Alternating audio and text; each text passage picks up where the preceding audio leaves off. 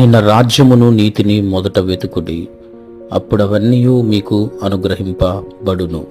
నువ్వెప్పుడైతే దేవుని వెతకడం స్టార్ట్ చేస్తామో, సో మన కోసం పరలోకంలో దేవుడు ఒక మంచి భవిష్యత్తును ఆల్రెడీ సిద్ధపరిచి ఉంచాడు. నీకు తెలియకుండానే నువ్వు వెతుకుతున్న ప్రతిసారి ఆ ప్రణాళికకు నువ్వు కనెక్ట్ అయిపోతావు.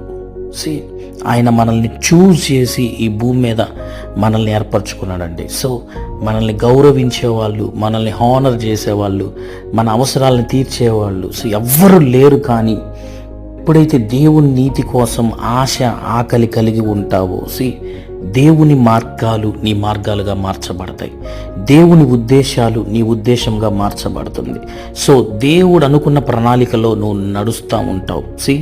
నీకు ఇంకా తెలియకుండానే కావలసిన డీడ్స్, నీ ఆహారము, నీ వస్త్రము, నీ గృహము, సో సమస్తము ఆయన మనకిచ్చి మనల్ని తృప్తిపరచబోతూ ఉన్నాడు.